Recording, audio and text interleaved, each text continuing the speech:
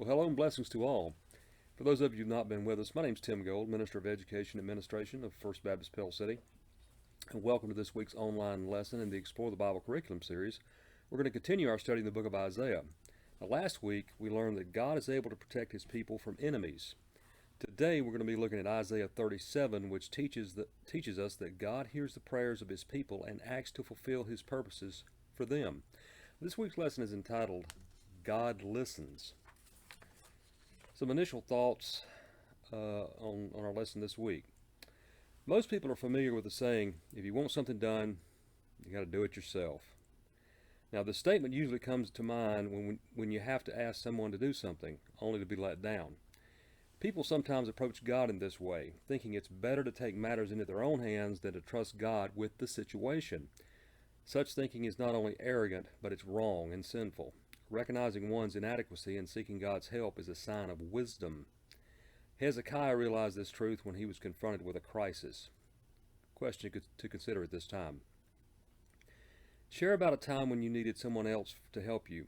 What made you turn to that person for help? Okay, just let that be rolling around your head right now. Kind of think about that. All right, let's understand the context a little bit and set the context up for the lesson in Isaiah 34 verse 1 versus chapter 39 verse 8. Isaiah 34 speaks of the wrath of God that would be poured out on all nations. This righteous anger reveals God's concern with bringing about justice on the earth. His concern always has gone beyond the scope of Israel and Judah to include all the nations. Now, in addition, since the nations surrounding God's chosen people often threatened and opposed them, God's plan for the peace of his people required the defeat of their enemies. You see this frequently. Chapter 34 focuses on one nation in particular, Edom. That's E-D-O-M. These descendants of Esau had a rocky relationship with Israel and Judah. In this context, stood as representative of all the nations. However, because the Edomites were related to the people of Israel and Judah, their betrayal and bad behavior towards their relatives carried an extra burden of punishment. Edom should have known better than to try to profit from the misfortunes of God's chosen people, you would think. Of course, Isaiah's primary audience was the people of Judah rather than Edom. The promised judgment on Edom served to show Judah that God was in control. Now, in chapter 35 of Isaiah, the hope of redemption is proclaimed. God encouraged his people. He promised that the land would be restored one day. It would blossom and produce again. In chapters 36 through 39, describe a period of transition in which the Assyrian Empire would ultimately fall and the next great empire, Babylon, would rise to power. It's interesting to note that the events of chapters 38 through 39 actually occurred before the events described in chapters 36 and 37. Why then are the chapters in their current order? Well, the most likely answer is that the book finished addressing Assyria in chapters 36 and 37 before transitioning to deal with Babylon in chapters 38 and 39. When Sennacherib, the king of Assyria from 705 to 681 BC, Hezekiah rebelled against the Assyrian Empire, an event recorded in 2 Kings 18. In response, the Assyrian king launched an invasion of Judah. Hezekiah had tried to appease the Assyrians by offering to pay whatever tribute they demanded, but Sennacherib was not satisfied with this offering. Instead, he sent his field commander, Rabshakeh, to Jerusalem to publicly demand the surrender of King Hezekiah and the entire city. Chapter 36, verse 2. Now, throughout chapter 36, the Assyrian commander publicly threatened Hezekiah's officials and the people of Jerusalem. He called into question their belief that God would protect them. Rabshakeh noted that the northern kingdom of Israel had already fallen, and God had not stopped the Assyrians' onslaught there. Now, in chapter 37, we see just how different Hezekiah was from his father Ahaz. Hezekiah sought the Lord instead of a foreign alliance for help. While he may have been hoping for military help from Egypt, Hezekiah turned to God first. He also sought out Isaiah as the messenger of God. As a result, Hezekiah got reassurance. Isaiah told him that God was aware of the taunts of the Assyrian commander and was in control of the situation. Hezekiah was told to trust in the Lord. At one point, the Egyptian Pharaoh did send an excuse me. At one point, the Egyptian Pharaoh did send in a military force north to aid Judah against the Assyrians, and the Assyrian army had to move away from Jerusalem to meet the threat. To keep the people of Jerusalem from raising their hopes, the Assyrian military commander once again waged psychological warfare on the city and its people. Now, however, his message shifted. Instead of claiming that God was unhappy with Judah, he started taunting them with the idea that God was incapable of saving Jerusalem and Judah. In this, the Assyrians made a fatal mistake. They directly insulted God, the God of the Bible, by questioning his power to save. Grave and fatal mistake. Hezekiah once again petitioned God for help, and God once again gave Hezekiah reassurance. Hezekiah was given a sign. Judah would experience restoration of crops and fertility within 2 years. As always, God kept his promise. Ultimately, he sent an angel who devastated the Assyrian army so that Sennacherib was forced to retreat. Within 20 years, Sennacherib would be killed by his own sons while worshiping his pagan god. In chapters 38 through 39, which, as noted above, takes place before the events of chapters 36 and 37, we have the episode of Hezekiah's impending death and miraculous healing, as well as the consequences of the king's foolish pride.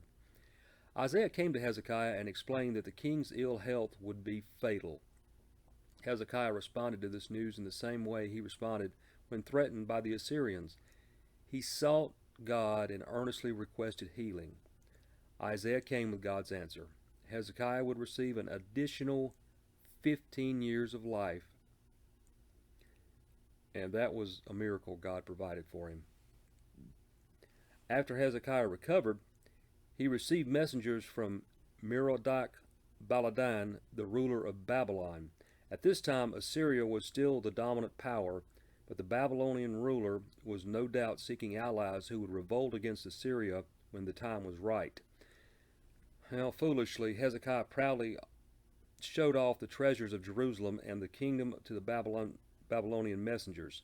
Afterward, Isaiah came and told Hezekiah that the king's actions had doomed Jerusalem to be plundered by the Babylonians after his death.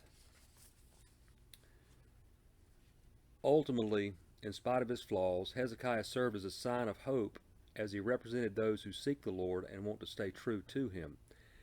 An even greater sign of hope is found in the character of the Lord himself, particularly his faithfulness to his people and his promises. When God's people throw themselves on his grace, he listens and he answers. And thank God that he does. All right, we'll get into our text for this week. Isaiah 37, verses 14 through 20. Verse 14. Hezekiah received the letter from the hand of the messengers and read it. And Hezekiah went up to the house of the Lord and spread it before the Lord. Well, Hezekiah took the note sent by the Assyrian king. After he read it, he went up to the house of the Lord and spread it before the Lord. The gesture of spreading out the letter was part of the posture of petition. Hezekiah likely bowed in some way or was on his knees with the letter in his outspread hands. He brought the letter that contained the arrogant words of the Assyrian monarch before God while assuming a position of humility himself. Verses 15 through 20. And Hezekiah prayed to the Lord, O Lord of hosts, God of Israel, enthroned above the cherubim, you are the God, you alone, of all the kingdoms of the earth. You have made heaven and earth. Incline your ear, O Lord, and hear. Open your eyes, O Lord, and see, and hear all the words of Sennacherib, which he has sent to mock the living God. Truly, O Lord, the kings of Assyria have laid waste all the nations and their lands, and have cast their gods into the fire. For they were no gods, but the work of men's hands, wood and stone. Therefore they were destroyed. So now, O Lord our God, save us from his hand, that all the nations of the earth may know that you alone are the Lord. Well, Hezekiah, he addressed God as Lord of hosts. There is both great reverence for God and irony in making these his first words. On the one hand, Hezekiah readily acknowledged that the Lord was in charge. The irony is that the mighty army of the Assyrians sat on Jerusalem's doorstep. Thus, in this very first phrase, Hezekiah acknowledged that God was indeed in control of the situation. Hezekiah could not stand against the army of Assyria, but God could. Indeed, God was in control of the Assyrian army, even if they did not know it. Hezekiah went on to state that this same Lord was the God of Israel. There was a special relationship between God and the people oppressed by Assyria. This relationship was because of God's choice, not because of any inherent virtue in the people of Judah themselves. The same God enthroned above the cherubim within the temple's most holy place set the Ark of the Covenant. Depicted in gold on top of the ark were two cherubim.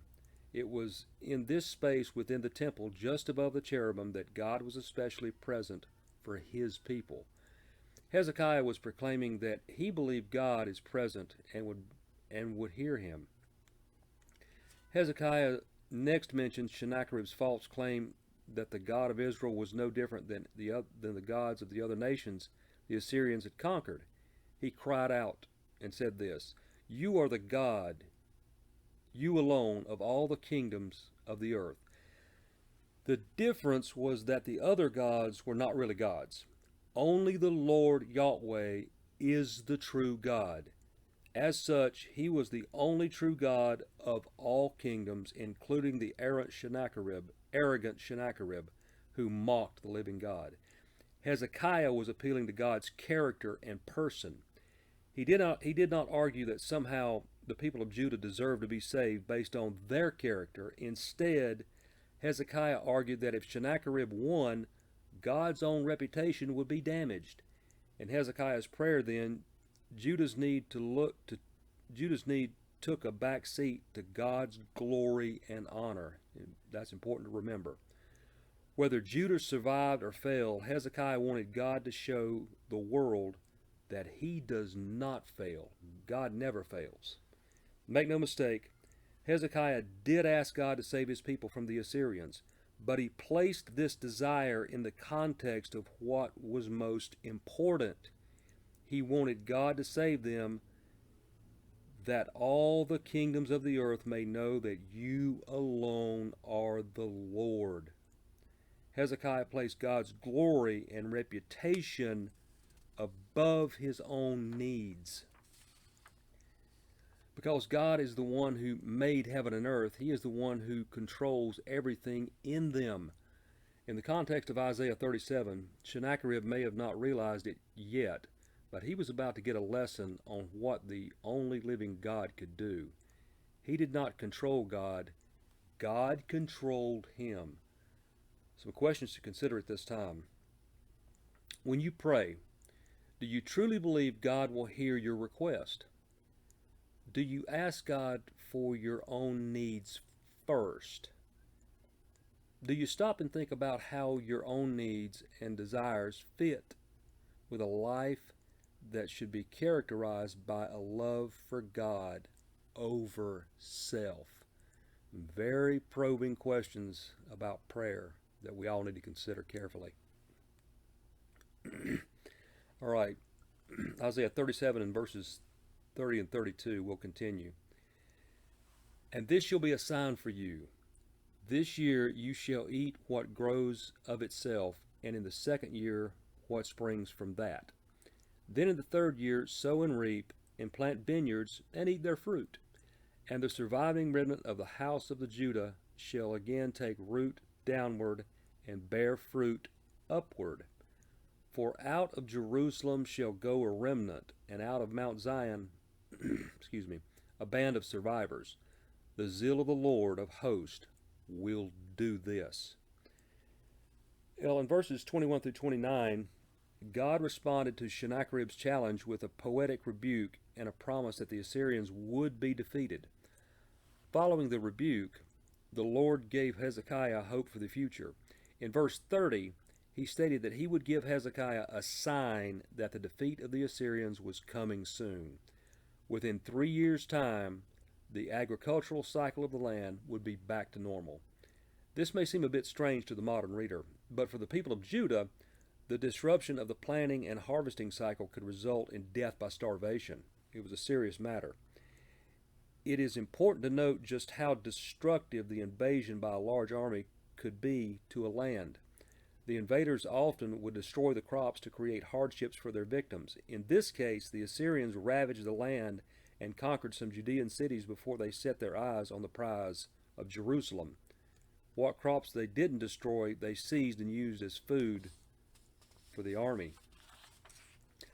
Well, the people of Judah could only watch the destruction helplessly from behind the city walls.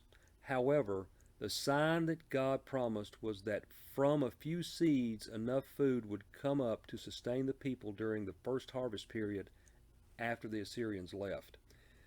The next year, the roots of the plants that survived would again grow and provide for the survivors. And by the third growing season, the people would be planting and reaping again. All of this translates to the idea that within 2.5 years, all evidence of the presence of the Assyrians would be gone. The attitude of King Hezekiah in chapter 37 stands in stark contrast to the attitude of King Ahaz in chapter 7. Ahaz had refused to trust the Lord and sought the help of the Assyrians, thereby inviting in a dangerous lion to chase away a mouse. He did not believe God could really save him and his country. Hezekiah, on the other hand, knew that without God's intervention, all hope was lost. He threw himself on the mercy of the Lord. Yet in both situations, the Lord was fully in control. According to Isaiah, the sign promised to Hezekiah would be accomplished by the zeal of the Lord of hosts. This too was a nod to the time of Ahaz. In Isaiah 9:7, God promised that the Messianic age would come one day and that its coming would be accomplished by the zeal of the Lord of hosts. It seems likely then that Isaiah, in speaking of the restoration of Judah after the removal of the Assyrian invaders, was also hinting at the greater restoration that would come at a future point in time. Judah had hoped for a deliverance in the immediate future and for a miraculous deliverance during the reign of the Messiah. Some questions to consider at this time here in our lesson. Was there ever a hopeless moment in your life when you knew only God could deliver you? How did your hope in God help you get through it? How do you see God's hand at work when you look back at that event now? Good, probing, introspective questions for us to consider and answer. All right. Isaiah 37, verses 33 through 35. Therefore, thus says the Lord concerning the king of Assyria, he shall not come into this city or shoot an arrow there or come before it with a shield or cast up a siege mound against it. By the way that he came, by the same way he shall return. And he shall not come into this city, declares the Lord. For I will defend this city to save it for my own sake and for the sake of my servant David. Well, verse 33 through 35 sum up the entire response of God to Hezekiah that started in verse 21. As we saw above, Sennacherib had arrogantly boasted that he would defeat the God of Judah just like he had defeated the gods of other nations he had conquered. In verses 21 through 29, we see God's response. Because Sennacherib had directly insulted the power of the Holy One of Israel, he would experience that power firsthand. God would not let Jerusalem fall. In fact, God stated that not only would the king of Assyria fail to enter the city of Jerusalem, he would not shoot an arrow there. Sennacherib would not get close enough to the city to be in range to fire an arrow at the defenders. Likewise, he would not be close enough to need a shield to defend against the arrows of the soldiers of the walls of the city. When armies besieged a city, they usually tried to get over it through the walls instead of just waiting to starve out the city into submission. Cities could often hold out a long time unless their walls were breached, and it was always possible that an ally might send a relief army to attack the besiegers. Now, to breach a city, the invaders had to overcome the height of the defensive walls. Additionally, cities were usually built on a hill for added defense. When you're on higher ground, it's just a more adequate defensive position.